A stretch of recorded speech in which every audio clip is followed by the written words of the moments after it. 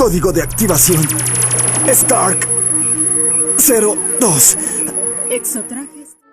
La historia de las adaptaciones de cómics a la animación está pavimentada con reiteraciones, homenajes y ocasionalmente reinvenciones radicales, que dividen a la audiencia para más tarde definir a toda una generación. Iron Man, Aventuras de Hierro, de aquí en adelante también lo llamaremos IMA, estrenada el 24 de abril de 2009, representa uno de los eventos creativos más audaces en la historia de Marvel Animation. Surgida en el vórtice cultural provocada por el estreno cinematográfico de Iron Man del 2008, esta serie se enfrentó a una disyuntiva monumental: capitalizar la imagen ya icónica de Robert Downey Jr. o de construir el mito para una nueva demografía. La decisión de rejuvenecer a Tony Stark transformándolo de un industrialista de mediana edad con demonios personales a un prodigio adolescente de 16 años no fue simplemente una estrategia de marketing para vender juguetes, fue una reconfiguración temática completa que convirtió la narrativa de redención en una formación al estilo Peter Parker. Acompáñame a revivir esta serie, que para muchos, incluyéndome, nos trae un grato recuerdo cuando la transmitían por Disney XD. Y ahora, más de una década después de su estreno, redescubramos si era tan buena, sus aciertos, incoherencias y momentos más random.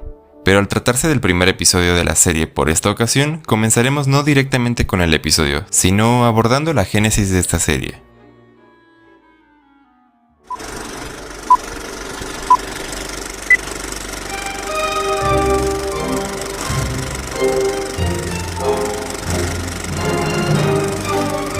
El MCU estaba en sus inicios, habiendo validado el concepto de un universo compartido, pero aún lejos de la hegemonía cultural que alcanzaría una década después. La animación occidental de superhéroes estaba transicionando de la estética Art Deco de Bruce Timm hacia experimentos con CGI y estéticas influenciadas por el anime. La serie, producida por Marvel Animation en colaboración con estudios franceses, tuvo la difícil tarea de existir en la sombra de la interpretación definitiva de Robert Downey Jr. Mientras que la película exploraba la culpa del complejo militar industrial, la serie animada optó por explorar la vulnerabilidad inherente a la adolescencia. En este marco, la armadura de Iron Man deja de ser solo un vehículo para la proyección de poder, y se convierte en un caparazón protector literal y metafórico para un adolescente huérfano que debe navegar en un mundo adulto depredador. La introducción temática del primer episodio establece inmediatamente esta dicotomía: el optimismo tecnológico de Howard Stark frente al pragmatismo bélico de Obadiah Stane. A diferencia de las iteraciones anteriores, donde Tony es inicialmente un participante voluntario en la fabricación de armas, esta versión adolescente es heredada de una moralidad pacifista impuesta por su padre, lo que purifica su motivación heroica desde el inicio, eliminando la fase de mercader de la muerte, pero añadiendo el peso de proteger un legado manchado por la traición corporativa. Un elemento distintivo que el episodio piloto introduce con una presencia notable es la fusión de géneros. Mientras que Iron Man es tradicionalmente una narrativa de ciencia ficción dura, IMA inyecta elementos de alta fantasía desde el primer acto. La inclusión de los anillos McLuhan no como meros accesorios de poder, sino como artefactos centrales de una mitología antigua que Howard Stark investiga activamente.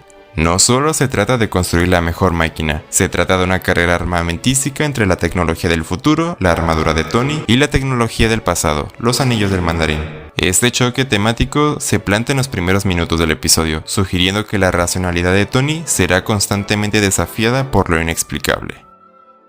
La génesis de Iron Man Aventuras de Hierro comienza con Christopher Yost, actuando como editor de historia y guionista principal. Con un historial probado en X-Men Evolution y The Batman, Yost traía una sensibilidad particular para adaptar franquicias adultas a entornos juveniles, sin sacrificar la complejidad emocional. En entrevistas y notas de producción, se ha revelado que el enfoque de Yost no era rebajar el material para niños, sino traducir los conflictos adultos a los equivalentes adolescentes. La guerra corporativa se convierte en política escolar y rivalidad académica. La pérdida de la compañía se convierte en la pérdida de la tutela y el hogar. El equipo de guionistas, que incluía colaboradores frecuentes de Marvel como Craig Kyle, estructuró la serie para ser altamente serializada. A diferencia de las series episódicas de los años 90, donde el status quo se restablecía al final de cada capítulo, el episodio 1 de IMA es claramente el capítulo 1 de una novela visual. Las semillas plantadas aquí están diseñadas para florecer a lo largo de 52 capítulos, una estructura narrativa ambiciosa que requirió una planificación meticulosa desde el piloto. Una de las decisiones más controversiales y discutidas de la producción fue el uso de la animación generada por computadora, CGI.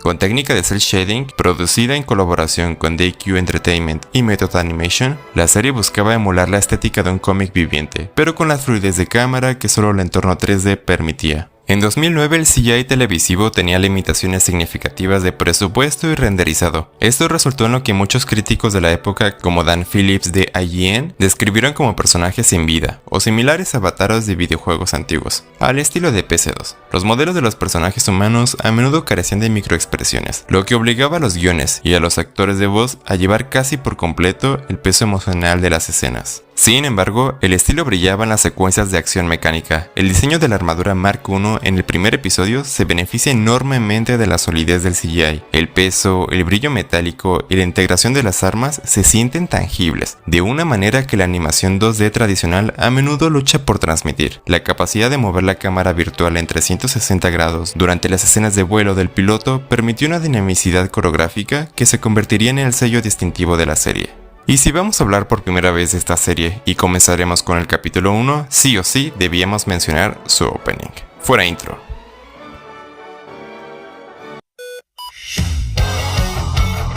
La selección de la banda de rock californiana Ronnie para interpretar el tema principal fue la declaración de intenciones tonal. La canción, con su estribillo pegadizo y letra que narra literalmente la premisa,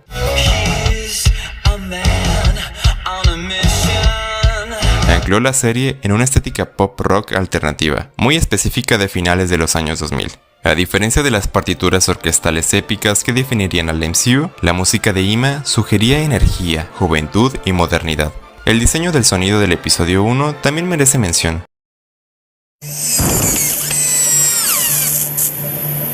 Los efectos de sonido de la armadura, los servos hidráulicos, el zumbido de carga de los repulsores, fueron diseñados para ser distintivos y pesados, enfatizando que la Mark I es una máquina en proceso, no una herramienta perfecta. Pero ahora sí, pasemos a la trama del episodio piloto.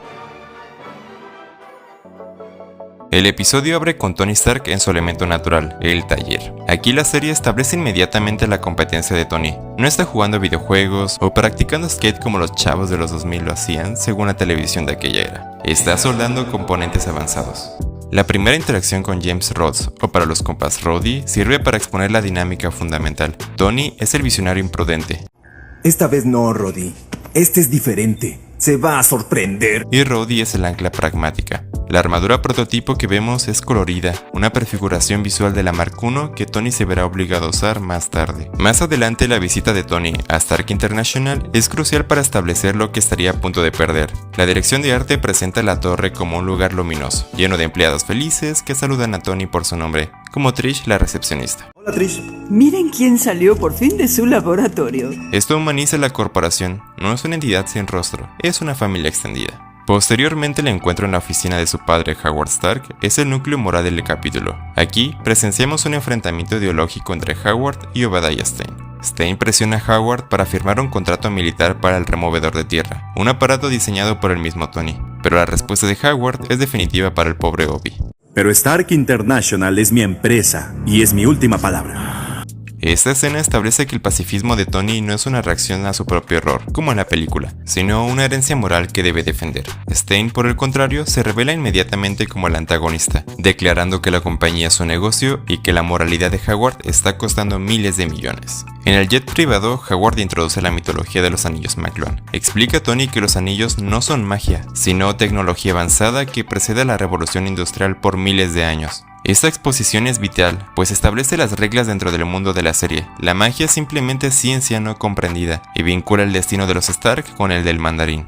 La explosión del jet es el catalizador de nuestro capítulo, ejecutada por agentes del Mandarín. Como se revelaría implícitamente y se confirmaría más adelante, la explosión no solo mataría a Howard, aparentemente, sino que destruye el corazón de Tony. La serie es gráfica en las consecuencias. Tony no solo tiene metralla, su corazón está dañado sistemáticamente, requiriendo un implante tecnológico para sobrevivir. Tras el accidente, el episodio realiza un salto temporal. La paleta de colores cambia drásticamente. Stark International, bajo el mando de Stane, se vuelve fría, gris y militarista. Tony había sido expulsado de su propia compañía y legado. Ahora vive con los Rhodes para ser la única familia que le queda.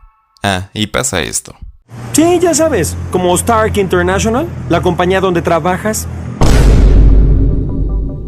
La integración de Tony en la escuela secundaria Academia del Mañana es una de las desviaciones más grandes del canon, pero se maneja con un realismo social agudo, y al ser la primera vez que hablaremos de la serie, también voy a dejar algo en claro. Absolutamente cualquier incoherencia que encontremos en la serie se responde con un simple "son caricaturas, mijo". Pero si te preguntas por qué Tony, el chico supergenio desarrollador de una armadura futurista, tiene que ir a la escuela, pues porque son los 2000, mijo. Y porque en los próximos episodios también lo abordarán. Rhodey actúa como el guía de Tony en este nuevo mundo hostil para él, explicándole la cadena alimenticia social. Pepper Potts se presenta no como una asistente, sino como una compañera de la academia. Habla rápido, es hiperactiva y demuestra un conocimiento enciclopédico sobre Tony. Me llamo Pepper Potts, por cierto. Su diálogo revela que ha investigado el accidente y sabe detalles que incomodan a Tony, estableciéndola como la investigadora, a veces un poco enfadosilla, pero sin duda el corazón del grupo. Es Pepper quien impulsa la trama hacia adelante. Ella informa a Tony que su padre, un agente del FBI, está investigando a Stein por la muerte de Howard. Esto le da a Tony un nuevo objetivo: investigar qué pasó con su padre. La armadura de ser un proyecto de vanidad y se convierte en una herramienta de espionaje necesaria. A diferencia de la película donde Tony construye la armadura en una cueva con recursos limitados y con un poco de metal, Tony Stark la pudo construir en una cueva con un poco de metal. Aquí Tony trabaja en su garage de alta tecnología, más adelante en la armería, pero en secreto. La Mark I de Aventuras de Hierro es un diseño fascinante, apreciémosla un par de segundos. El clímax del capítulo involucra a Tony espiando la Torre Stark y descubriendo una prueba de armas de Stein y que su invento, el removedor de tierra, ha sido convertido en una arma destructiva. La secuencia de acción, que involucra detener un tren que amenaza la ciudad, sirve como la prueba de fuego. Esa secuencia presenta un poco el cliché del superhéroe de salvar un tren en apuros, como ya lo hemos visto con otros héroes en otras adaptaciones. Pero la diferencia aquí es pragmática. Tony no lucha contra un supervillano, con ayuda de Rhodey fungiendo como el chico de la silla, lucha contra la física y contra su propia tecnología sin experiencia. La armadura apenas si había sido probada. Cuando logra detener el tren, los medios captan imágenes borrosas y le apodan el nombre Iron Man. ¿Qué dijiste? Es el nacimiento público del héroe, aunque su identidad permanece secreta para el mundo y para Pepper inicialmente. El episodio concluye con una nota siniestra. Mientras Tony celebra su pequeña victoria, se revela que el mandarín está observando desde las sombras, consciente de que el hijo de Howard Stark ha sobrevivido y que el ataque a la torre también. La odisea por los anillos McLuhan ha comenzado. Eso establece el arco serializado de la temporada y de la serie si lo vemos en perspectiva. Pero bien, hablemos de la dinámica del trío. La química entre los tres protagonistas es el motor emocional de la serie. Tony es retratado con una madurez forzada. A pesar de su edad, carga con el peso del mundo. Su arrogancia se ha transformado en determinación. Rhodey es la brújula moral y el pragmático, algo así como el hermano mayor. La serie acierta al hacerlo el confidente desde el principio, evitando así dramas innecesarios de identidad secreta entre mejores amigos. Y el rol de Pepper es expandido significativamente. No es un interés amoroso pasivo, es la cerebro social y la investigadora. Su personalidad maníaca y su obsesión por lo extraño la convierten en el contrapunto perfecto para el estoicismo tecnológico de Tony y Rhodey. Stein es un villano formidable en este episodio, a diferencia del Stein cinematográfico que oculta sus intenciones bajo una capa de amistad jovial. El Stein animado es fríamente corporativo y abiertamente hostil hacia la visión de Howard. Representa la codicia disfrazada de negocios. Su desprecio por Tony alimenta también el deseo de rebelión de la audiencia juvenil, a la cual iba dirigida esta serie. La subtrama de los anillos eleva la serie por encima del procedimental estándar de superhéroes. Introduce un misterio arqueológico que corre paralelo a la trama tecnológica. Cada anillo tiene un poder específico, convirtiendo la serie en una búsqueda de objetos de poder, similar a las gemas del infinito, pero a una escala menor, pero más personal. Pero pasemos a las jugosas referencias. En una escena de clase, Tony resuelve un problema matemático complejo, la hipótesis de Riemann, con la respuesta 42. Esto es una referencia directa a la guía del autoestopista galáctico, señalando la cultura geek de los creadores. Un error de producción notable ocurre cuando Iron Man hackea las computadoras de Stein. El logo de Stark International aparece invertido, un detalle que los fans más picados notaron rápidamente. Este es un detalle que me gusta mucho de las adaptaciones de Iron Man. La interfaz visual dentro del casco de Tony toma prestada la estética de la película del 2008, la cual sirve como una herramienta narrativa necesaria en animación, para que la audiencia conecte emocionalmente con el protagonista sin quitarle el casco constantemente y mantener la identidad secreta. El estreno de Iron Man Aventuras de Hierro fue un evento polarizante que generó un discurso crítico significativo, reflejando las tensiones entre los fans tradicionales y las nuevas audiencias. Las reseñas contemporáneas al estreno fueron mixtas y en algunos casos hostiles. Como ya mencionamos, Dan Phillips de IGN calificó el estreno con dureza, criticando la decisión de rejuvenecer a Tony como un intento fallido de convertirlo en un Peter Parker. La reseña argumentó que eliminar el alcoholismo y la mujeriego de Tony le quitaba su pathos característico. Además, la animación fue descrita como sin vida y comparable a cinemáticas de videojuegos obsoletos. La serie también sufriría comparaciones constantes con Spider-Man y Smallville, acusada de seguir esta tendencia de adolescentizar propiedades para venderlas en canales como Nicktoons. Pero a pesar de las críticas de la prensa especializada, la serie fue un éxito comercial e inmediato. El estreno rompió récords en la red Nicktoons con más de 125,000 espectadores, la calificación más alta para una serie original en ese momento. Con el paso de los años, la serie ha experimentado una revaluación crítica positiva. Los fans retrospectivos valoran la continuidad escrita, el desarrollo de personajes secundarios, como el de Pepper, que pasa a ser de un poco molesta a indispensable, y la reinvención del mandarín. Jim Khan es frecuentemente citado como una de las mejores, si no la mejor adaptación del villano fuera de los cómics, dotándolo de una complejidad y una tragedia que carece en otras versiones, aunque la vara no estaba tan alta sinceramente. El primer episodio de Iron Man, Aventuras de Hierro, Hierro Forjado en Fuego, primera parte, es un ejercicio de adaptación valiente. Al despojar a Tony de sus décadas de historia, sus vicios adultos y su control corporativo, los creadores Christopher Yost y su equipo lograron destilar al personaje en su componente más esencial, el intelecto aplicado a la justicia. En la escala IMA pondremos este capítulo un 7. Este episodio piloto no es perfecto, lucha con limitaciones técnicas de su época y toma riesgos narrativos que conflictuaron a los puristas. Sin embargo, logra establecer un mundo vibrante, una mitología intrigante y una versión de Tony Stark que, aunque joven, es digna del manto del Vengador Dorado. La serie postula que no es necesario ser un adulto para entender la responsabilidad, solo se necesita un corazón, incluso uno dañado, y la voluntad de forjar un futuro mejor. Y bien, este fue el episodio Hierro Forjado en Fuego, primera parte. Si te gustó este video o te interesaría que continuemos con las retrospectivas de la serie, no te olvides de suscribirte y apoyar este video. Mándale este video a tu amigo obsesionado con esta versión del mandarín y dile que el fandom de IMA ha vuelto carajo. También cuéntame qué opinas de la reinvención de este Tony a la Peter Parker y si te cae tan bien el personaje de Rhodey como a mí. Yo soy Next Stuart y Forjadamente en Fuego nos estaremos viendo en un próximo video. Bye. Sí, es justo lo que voy a hacer. Voy a sacarle la verdad a golpes. ¿En serio? No, no es en serio. La armadura...